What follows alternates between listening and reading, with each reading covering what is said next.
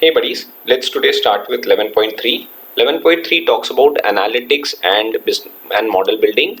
Analytics are basically of four types: descriptive, diagnostic, predictive and prescriptive. This is something which we have referred to in the last chapter, but we would be talking that about in detail in this chapter, right? So let's start right away. How do you remember this? This can be two D's and two P's. So two D's are what? They are descriptive, diagnostic, predictive and prescriptive, right? So what exactly is descriptive analytics? Descriptive analytics talks about what has occurred in the firm, right? Diagnostic talks about why did it occur. Predictive analytics talks about what could occur, and prescriptive analytics talks about what should occur, right? So let's revise that once again. Descriptive talks about what? It examines what has occurred in the firm. Diagnostic analytics talks about why did it occur. Predictive analytics examines what could occur, and prescriptive analytics talks about what should occur, right? Okay. Now, when you combine all these tools, that is 2Ds and 2Ps, they can act as a very valuable asset for an organization. Fine. Okay. Before moving on, we need to understand what exactly is analytics, right? So, analytics is basically used to study and evaluate data. For what? For making informed, helps in making discoveries that helps whom? Executives, managers, etc. to make more informed business choices, or they can be very result oriented rather. Okay. So what exactly is analytics? Analytics is basically used to study and evaluate data. For what? For making discoveries or getting deep insights which can actually help executives, managers, etc. for making more informed business choices, or it can help you in making good decisions rather. Okay. Individual privacy should be maintained or should be respected while using data analytics. So that's one of the most key things that one needs to make sure while executing data analytics, is that one should maintain the privacy of the individuals, right? So what exactly is analytics? Analytics is basically used to study and evaluate data. For what? For making discoveries which can help whom? Executives as well as the manager for making good informed business choices, and individual privacy should primarily be maintained as far as the data analytics is concerned. Fine. Okay, let's start with the first one. First one talks about the descriptive analytics. Okay, what do you do in descriptive analytics? In descriptive analytics, historical data is collected, right? Once it is collected, it's being organized and it is presented in a readily digestible format, right? So historical data primarily in descriptive analytics is collected, it's organized and it is presented in a readily digestible format. That is, it should be easy to comprehend. Fine. It focuses on what? It focuses on what has already occurred, right? Since we have already read descriptive talks about what has already occurred. So what has already occurred is a part of descriptive analysis in an organization and does not utilize its results to draw inferences or make forecasts. This is very, very important, right? So basically it talks about what has already occurred in the firm, and it does not utilize its result for what? For drawing any inferences or making any kind of forecast. That is, no prediction of future can be done. But please remember, it is the starting point for making subsequent analysis. So if any subsequent analysis is to be done, we obviously need previous data or the historical data. So that can be done only through descriptive analytics technique, right? So what is descriptive analytics? It is basically a collection of historical data which is being organized and presented in a readily digestible format. It focuses on what has already occurred in an organization, and it does not utilize its result for what? For drawing any inferences or for making any forecast. And please remember, it is a starting point for making subsequent analysis. Okay, how does descriptive analytics work? Now basically it employs two fundamental techniques, right? First one is data aggregation, something which we have already discussed before, and the second one is data mining, or what is also called as data discovery. This is also something which we have already discussed, right? So basically two fundamental techniques that are being employed by descriptive analytics are: one is data aggregation. Aggregation is collation of the data, right? And data mining or data discovery, or rather exploring the data which is unknown, or exploring the raw data and converting into more useful information. So basically that is data aggregation and data mining. These are the two fundamental techniques employed by descriptive analytics work. Fine. Okay, according to Dan Wissett, okay, he is the master of descriptive analytics. What does he say? He says the process of descriptive analytics consists of 5 broad steps. So there are basically 5 steps that are involved as far as descriptive analytics is concerned. Okay, what is the first step? First step talks about decide the business metrics. Fine. Okay, what do you mean by metrics? Metrics simply means any quantitative assessment used for comparing and tracking performance, right? So metrics simply means that any quantitative assessment and used for comparing and tracking performance. Fine. Metrics, I guess you know the meaning, just for the information. Okay, measurements are developed to evaluate performance with respect to firm's objective. So basically all the measurements are done keeping in mind how to evaluate performance with respect to the objective of the firm. So it's basically comparison of the actual performance with the objective of the firm, as simple as that. Fine. What can be the examples of that? Like increasing operational efficiency or the revenue, right? So if example you have laid down certain parameters that so much operational efficiency should be attained or so much revenue has to be earned by the company in a given period of time, then that should be measured with respect to the actual performance. So basically it's a comparison of performance with respect to the firm objective. Fine. What does Visit say? As per Visit, descriptive analysis is strongly based on KPI governance. KPI governance, key performance indicator, right? So KPI simply means key performance indicators, right? So basically he says the basic parameter that should be taken into account while doing descriptive analysis is it should be strongly based on KPI governance. Fine. Okay.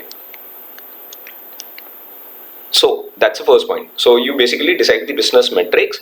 Metrics are what? Basically it's a comparison of performance with the actual objective. Examples can be like increasing the operational efficiency or the revenue, and Visit says that descriptive analysis is strongly based on the KPI governance. Fine. Okay, next one. Identification of data requirement. Obviously you need data to proceed further. So data shall be collected through reports or databases. So what is the source of data collection? It can be done only through reports or through databases, right? Databases, something which is already there in the firm. So you just retrieve the data and you prepare or you collect the data from those sources. Now business must collect and arrange the appropriate data sources in order to extract relevant information and generate metrics based on the present status of the business, right? So it says that business must collect and arrange the appropriate data sources. So whatever data sources are there, the data should be collected from those sources. For what? In order to extract relevant information. So whatever information is being required, the data is collected with respect to that, and metrics should be generated based on what? On the present status of the business, right? Then only proper decisions can be actually made. So what is important as far as identification of data requirement is concerned, data should be collected through what? Through various reports or databases. Business should do what? They must collect and arrange the appropriate data sources.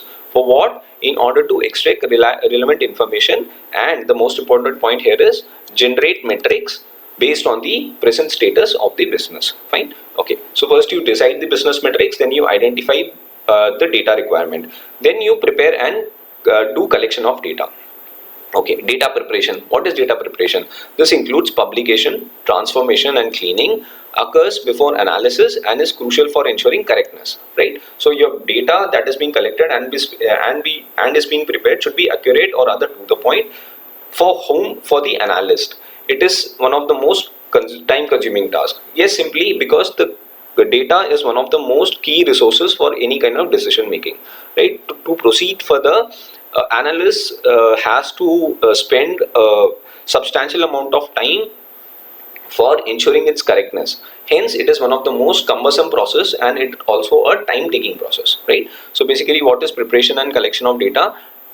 Preparation and collection of data primarily consist of data preparation. Data preparation includes what?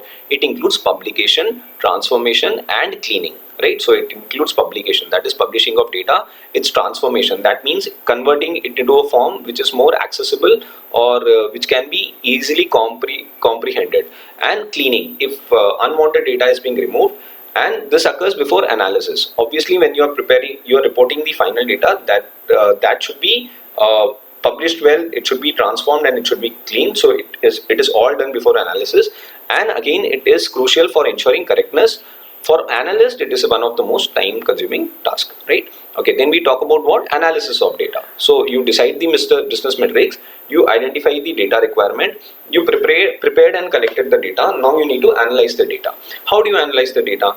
With the use of summary statistics. Okay, clustering. Okay, you take the statistic or the summary of the statistic or you use a method called as clustering. Clustering means what? Grouping of data. Now in terms of data analytics, clustering simply means data science techniques in machine learning that groups similar rows in a data set. So you can simply remember basically clustering of data or grouping of data. Fine. Then you do something called as pattern tracking, as in what is the pattern in which a particular analysis is working, and something called as regression analysis. Regression analysis is something which we have already discussed in the previous chapter. So basically, use of summary statistics, clustering, pattern tracking and regression analysis, data trends can be identified and performance can be evaluated. So how do you do analysis of data? Analysis of data is primarily done by using of summary statistics, clustering, pattern tracking and regression analysis. Now this will help you to know the data trends which can be identified, and hence the performance can eventually be evaluated, right? Finally, what you do presentation of data. How do you do presentation of data? Data presentation can be done through charts and graphs, and it can be done even by a non-expert in analytics to comprehend the data, because the data is more simplified now after the use of descriptive analysis. The presentation of data can be done through charts and graphs. This can also be used even by a non-expert in analytics for what? For the comprehension of the data, right? Okay, simply we'll quickly revise the steps. First is deciding the business metrics. Secondly we use identification of data requirement. Now this data requirement is done through what? Through reports or databases. Then you prepare and collect the data. Basically the steps includes the publication, transformation and cleaning before any analysis is done, and the correctness should be ensured. Then you talk about the analysis of data. This can be done through various techniques such as summary statistics, clustering, pattern tracking and regression analysis, right? Eventually which can help you to evaluate the performance. And finally you do presentation of data. This can be done through charts and graphs, and it can be in such a way that even a non-expert in analytics can comprehend the data, right? What are the various information that are revealed by the descriptive analytics? Now example of descriptive analytics include something like company reports on inventory, workflow, sales and revenue. So what are the various examples of descriptive analytics? It basically includes company reports on inventory is the stock, workflow, the way they are working, sales and the revenue, right? These type of reports collect data that can be readily aggregated. That means it can be easily collated and help in providing insights about firm's activities. Fine. So basically whatever data is being collected, that is being collated together, and basically it helps the firm to know about the firm's activities, right? Or insights about the firm's activities. The best example can be that of like social analytics like Instagram, Facebook, something which we use on a regular basis, or what we call as a social media, right? Are type of descriptive analytics. So this is one of the perfect example of descriptive analytics. Why? Because when you talk about Instagram or Facebook, the number of followers, likes, posts, etc. can be used or may be used to calculate information like average number of replies per post, page visits and the response time. So basically platforms like Instagram and Facebook use descriptive analytics to know the number of followers, likes and posts, which can help them to calculate information like average number of replies per post. So if you are putting a post and your friends are like commenting on that, so that basically tells you the average numbers of replies per post, how many times someone has visited your page, and the response time. Fine. Okay, data collated through this research can show patterns and significance with respect to comparison with the historical data. So if you're putting a post today and there has been a post before, so that will help you to know what is the pattern that's being followed and how significant it is with respect to the historical data, right? Okay, then we come to the advantages and disadvantages of descriptive analytics. Okay, since it is based on historical data, technique is applicable on day-to-day operations. That's very obvious because you refer to the historical data. So this technique is basically applicable on day-to-day operations and does not need an in-depth understanding of the analytics. Fine. So basically you're picking up the historical data and you're applying it for day-to-day techniques. So basically this doesn't need any kind of in-depth understanding. This eventually helps a firm to report on its performance very quickly and acquire necessary insights to make required changes. So basically it helps a firm for reporting its performance very quickly. So they can know the real-time data and the performance can be analyzed and reported quickly, and to acquire any necessary insights, they can make the required changes also. So these are basically the advantages and disadvantages of descriptive analytics. Okay, what are the various examples of descriptive analytics? Several applications where descriptive analytics can be used are what? First is past events like sales and operational data, or marketing campaigns are summarized. So descriptive analytics, since it's the basic idea of descriptive analytics is collection of historical data. So hence you can know about what your past events, sales and operational data, or marketing campaigns, right? Secondly, social media usage and engagement data. We just discussed about FB and Instagram. So descriptive analytics, these all can be a perfect example of descriptive analytics. Okay, then it also helps in reporting general trends in the market. What is the trend that's going in the market? So descriptive analytics can help you in doing that and compiling survey data. So these are the four important points where descriptive analytics can be applied, right? So first one is past events like sales and operational data or marketing campaigns, social media usage and engagement data, that is FB and Instagram, reporting general trends in the market, and it helps in compiling survey data, right? With this we finish descriptive analytics. Now we go to the second D. Second D talks about the diagnostic analytics. Okay, what is diagnostic analytics? We have already discussed. It helps in answering the question, why did this occur? Fine. So diagnostic talks about why did this occur? Fine. Okay, it involves what? It involves in-depth examination of data to discover important insights. So basically it involves in-depth examination of whatever data is there to know more relevant information or to discover more important insights. Fine. It helps in revealing the rationale behind particular outcomes. It will help you to know why some event has actually happened, or what is the reason why a particular result has come, right? So that's something which you can know by diagnostic analytics. Comes from the word diagnosis. So basically something which is out. For example, if you go to a doctor and get a test done, and then only you get to know what exactly is your disease or what is the problem, right? So that is basically called as diagnosis. So this is what even diagnostic analytics does. It helps in revealing rationale behind particular outcomes. So if something has happened, you go to the grassroots problem of that. So that's something which diagnostic analytics can help you to know. Okay, what are the strategies? Strategies in this analytics include data discovery, something which we have already done. There's something called as drill down, data mining, and correlations, right? We will discuss that one by one. Easy to understand. We'll quickly get to know. Now, what is data discovery? Data discovery identify the data sources that help analysts in interpreting the outcomes. So data discovery is basically identifying the data source that helps analyst in interpreting the results or the outcomes. So you get to know what are the data sources which eventually help the analyst to interpret the results or the outcomes. Fine. Then we come to something called as drill down. Now what is drill down, or what is called as drilling? It concentrates on a specific aspect of data or a widget, right? Okay, what is a widget? Widget is simply a graphical user interface that displays information to interact with operating software or an application. For example, simple example of a widget is nothing but an icon, right? If you see an icon on a system or a mobile, that is basically an example of widget. Fine. So it basically drills down what? Drills down is basically concentrate on a specific aspect or the feature of a data or something called as a widget. Fine. Then you talk about data mining.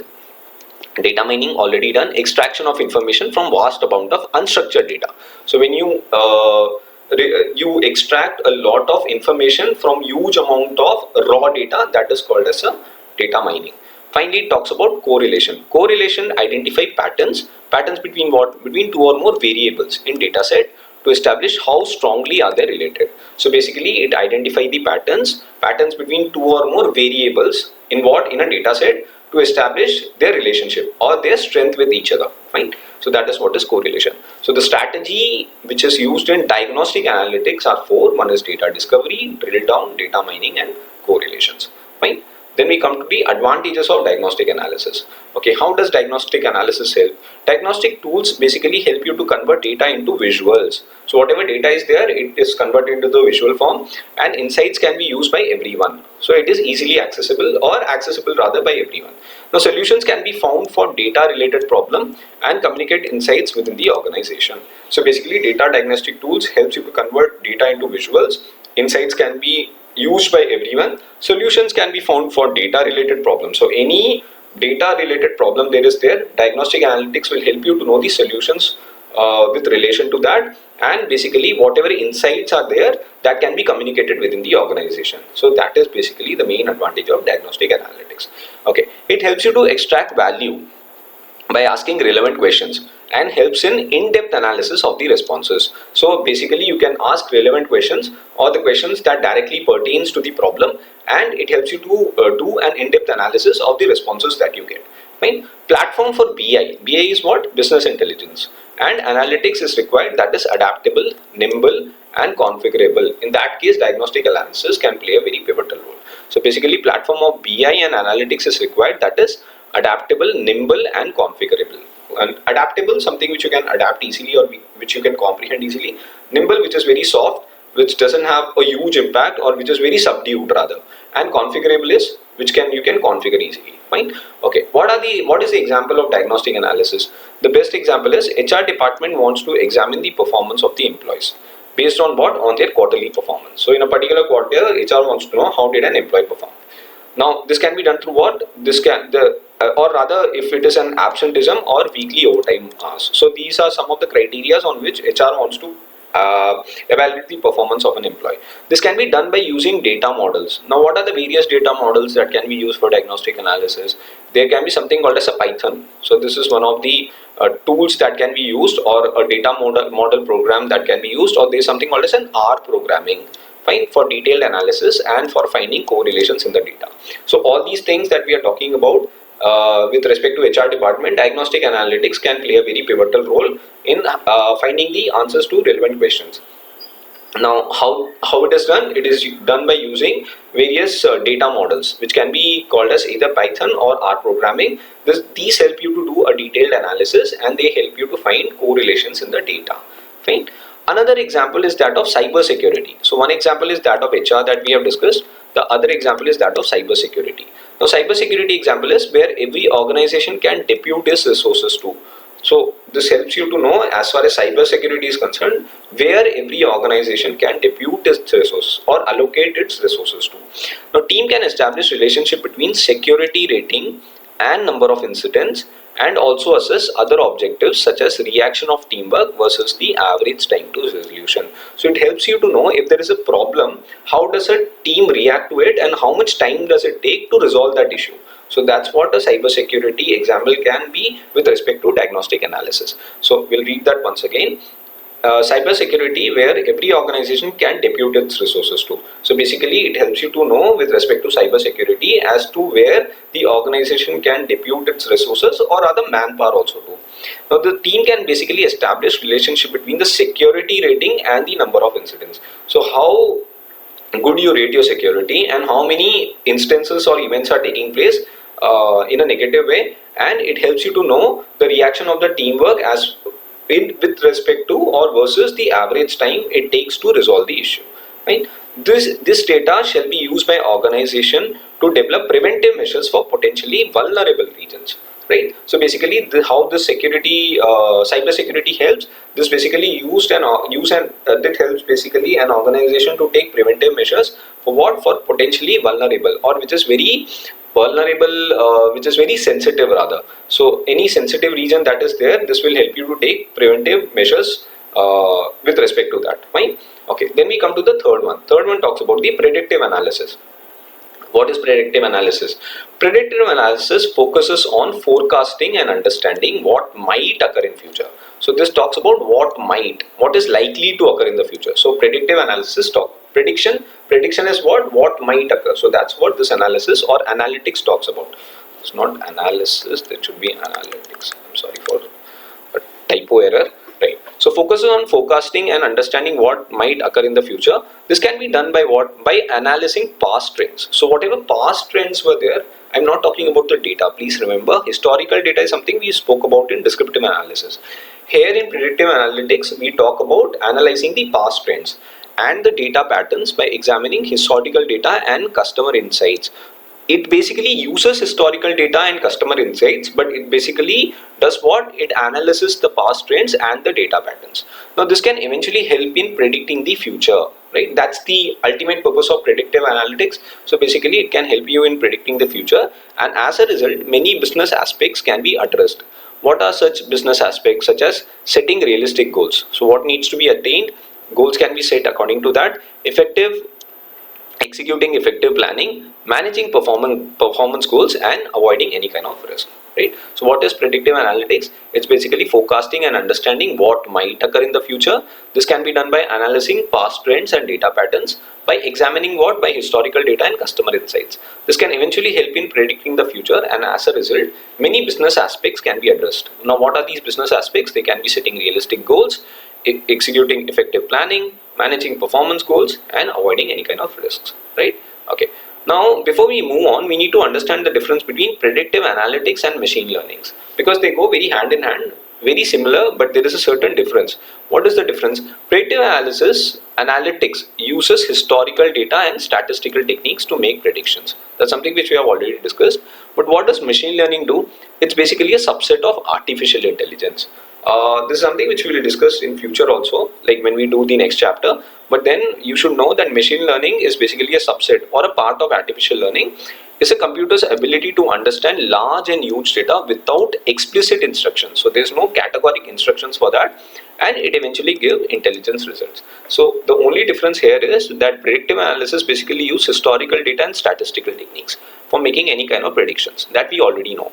But what does machine learning do? It's basically a part of artificial learning, that is a computer's ability to understand large and huge data without explicit instructions, any categoric instruction, and still eventually give intelligence results. So basically it can understand huge data, there is no human interference that is there, but it can give you good intelligent results. So that's the basic difference between predictive analytics and machine learning.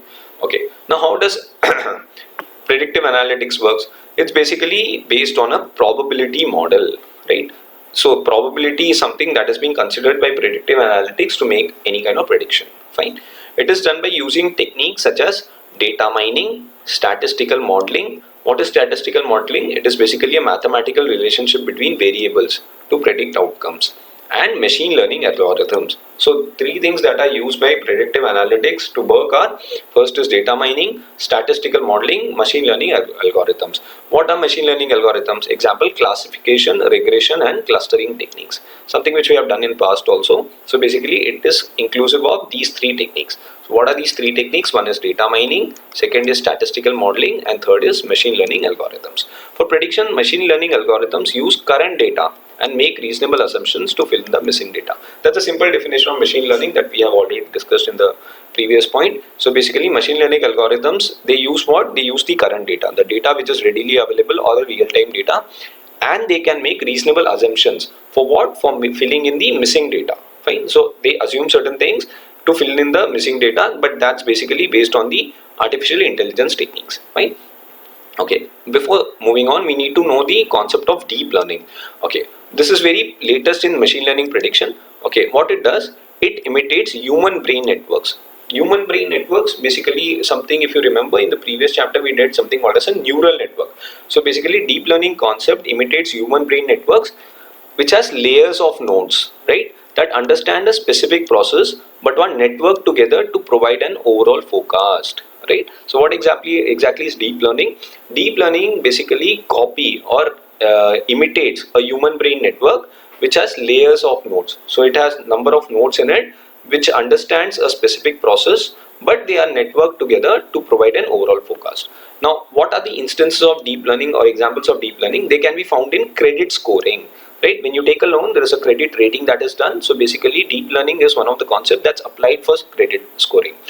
How does it do it? It does it by utilizing social and environmental data and sorting of medical pictures such as x-rays for automated predictions for diagnosing patients. Right.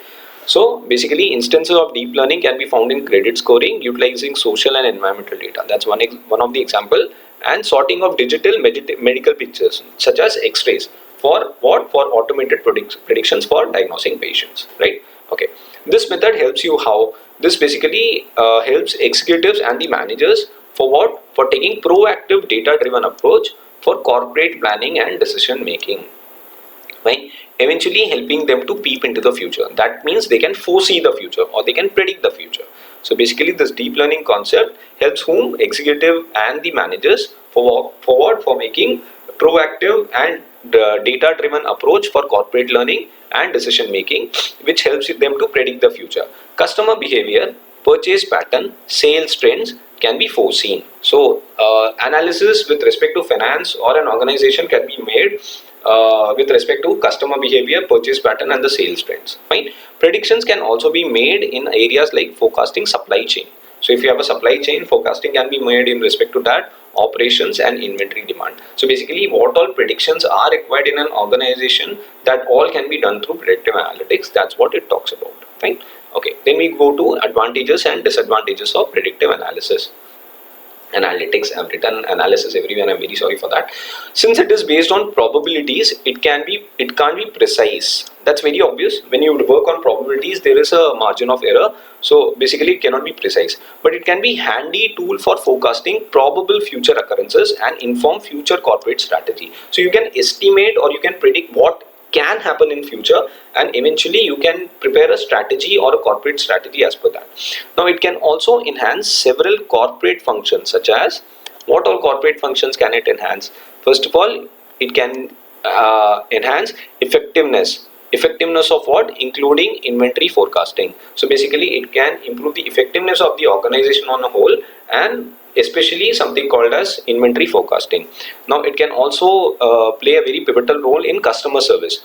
For what? To understand the clients in a better way. That's what we do a customer service for, or analysis of a customer service for. Detection and prevention of fraud.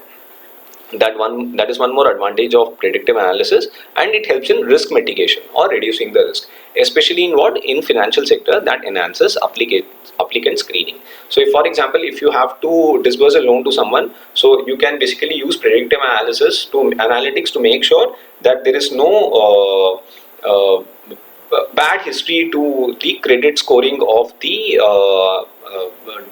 person who's receiving the loan. So risk mitigation can be done, because we have already discussed that credit scoring again is an integral part of, or credit scoring basically utilizes the services of predictive analytics to make better prediction.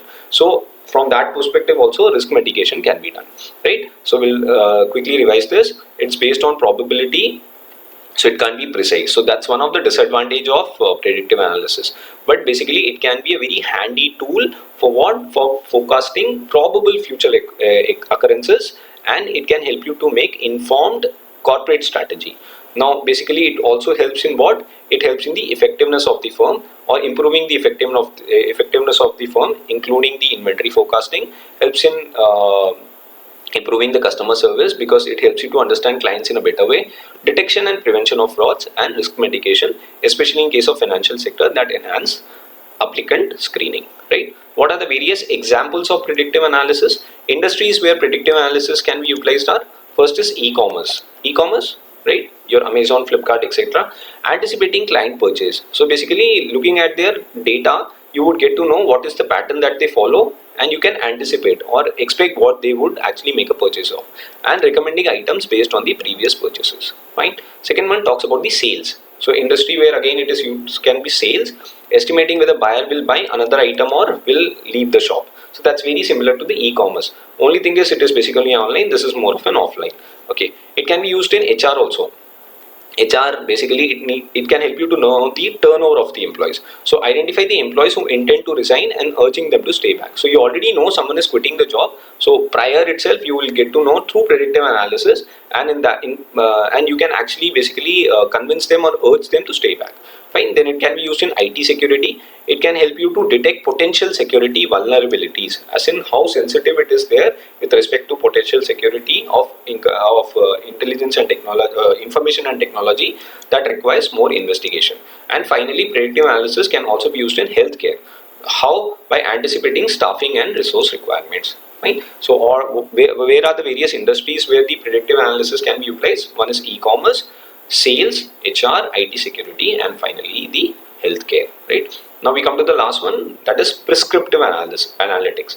What does prescriptive analytics talks about? It describes what should be done. Fine. This is the approach, and this is the final one. Fine. So we started with descriptive, and we are ending with prescriptive, right? And rather more sophisticated steps. So this is the sophisticated of all. It demands action by whom? Assisting executives, managers, and operation personnel in making most informed decision based on the available data, right? So basically it helps you to know what should be done, It is basically the final one and the most sophisticated of all.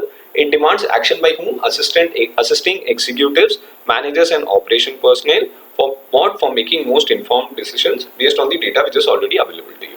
Okay, how does it work? It requires specialized analytics expertise to execute. So basically, as far as prescriptive analytics is concerned, you need expertise for what? For executing, due to which it is a rarely utilized in daily company operations, because it's a very cumbersome process and it requires a lot of expertise. This technique is not basically used for day-to-day running of the operations of the organization. Now, rules, statistics, and machine algorithms may be used to access data. So, what are the three things that are used for prescriptive analysis? One is rules, second one is statistics, third one is machine algorithms. For what? For accessing data, including internal data, external data, in order to make predictions or recommendations. Internal data which can be used within the organization, external data which is obviously accessible to all the stakeholders, shareholders, public, everyone and anyone, right? So basically that is what is external data is. So you use rules, statistics and machine algorithms for what? To maybe used for what? For accessing data, including the internal data and the external data, in order to make predictions or recommendations, right? Prescriptive analytics predict future outcomes and eventually help decision makers. So again, it's very similar to predictive analytics, but they use rules, statistics and machine algorithms for what? For predicting future outcomes and helps decision makers for what? To assess potential consequences prior to each result before making a choice. So if you're making a choice, you should have handy the potential consequences that a firm may have to encounter before the result actually comes out. So that's what prescriptive analytics talks about, right? Okay, what are the advantages and disadvantages of prescriptive analytics? They can give you valuable insights for what? For making the most optimal data driven decisions to optimize corporate performance. So basically they can give you insights for what? For making the most data driven in decisions to optimize corporate performance by use of most optimal data, right? So insights through what? Through most optimal data for taking decisions to optimize the corporate performance. That's what is the advantage of a prescriptive analytics is. But the problem is they require huge volumes of data. So that's one of the disadvantages of prescriptive analysis to deliver effective findings. Also, machine learning techniques frequently used in this mechanism cannot consistently account for all external variables, since it requires a lot of expertise. So basically the techniques that you use, they cannot be consistently accounted for all the external variables. So that's second disadvantage, right? What are the examples of prescriptive analytics? The best example is that of a GPS, or what you call as a you use Google for traveling, right? So it will tell you where to travel, or use the usage of the maps rather. So that is the GPS technology. That is one perfect example of this analytics tools, since it can give recommended routes to the user for destination based on travel time and road closures. So prescriptive analytics can tell you, if you are using a GPS, as to where exactly the roads are being closed or how much time it will take to travel. So GPS is the perfect example of prescriptive analytics, right?